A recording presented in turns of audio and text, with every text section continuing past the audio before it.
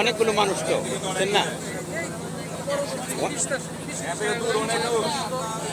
এতগুলো গাড়ি তো অ্যাভেলেবেল পাওয়া যাবে না, অ্যাভেলেবেল তো হবে না।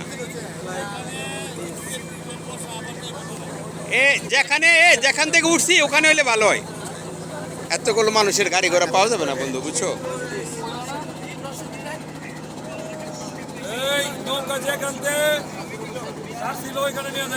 এইটা এইটা বলে দাও।